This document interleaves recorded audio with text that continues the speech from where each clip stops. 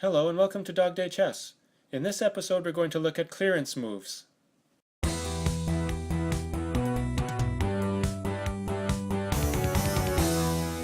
A clearance move is a move that's done for the purposes of vacating a square so that one of your other pieces can use it, or clearing a line. And probably the most common example of clearance moves are the ones that you do in an opening to clear the way for castling.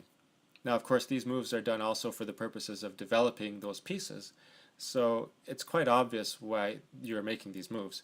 But sometimes clearance moves can be quite subtle, and if your opponent makes such a move, you might find it mysterious until you realize that it was done for the purpose of clearing.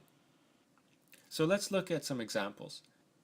Here's an example of a clearance move that's done for the purposes of clearing a square. I'm playing white, and black proceeds by pushing his g-pawn up to g5, attacking my kingside. I'd like to bring this c3 knight over to e3, but I can't do it via d5 because this pawn is watching over d5. So instead I need to do it via d1. As you can see, my queen is on d1, so I do this clearance move to vacate d1.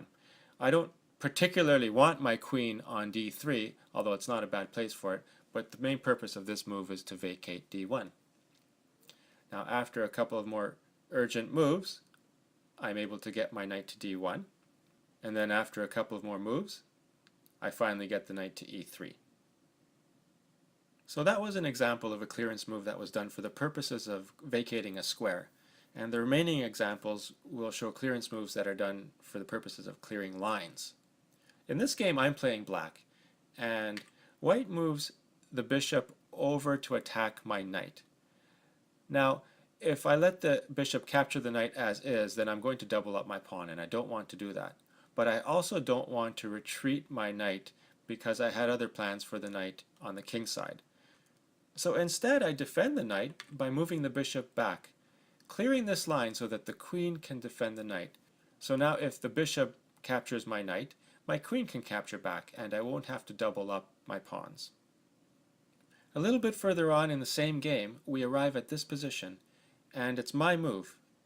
And the move that I make is king to g7. Now, that may seem mysterious, but knowing what you know now about clearance moves, see if you can guess at why I might have made that move. Okay, well, the reason I made that move was to clear the back rank so that my rooks could access the H file. I was expecting the H file to open up, so I wanted my rooks to be able to contest it. And sure enough, after a few pawn pushes and captures, I'm able to get my rook over to h8 to contest the open file. The last example we'll look at is an example of a clearance sacrifice. And a clearance sacrifice is when you actually sacrifice a piece in order to clear a square or a line. Now, in this game, I'm playing white. And as you can see, I've got a rook on the 7th rank, and I would love to bring my queen over to h7 to execute a mating combination. But I can't get her there because my own rook is blocking this diagonal. So what I do is I sacrifice the rook by capturing on g5.